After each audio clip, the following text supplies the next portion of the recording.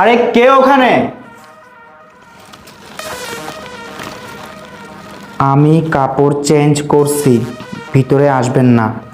আরে বাহ, এটা তো আমার জন্য মোক্ষম সুযোগ। আরে আমি ভিতরে আসি না, আমার সামনে চেঞ্জ করো।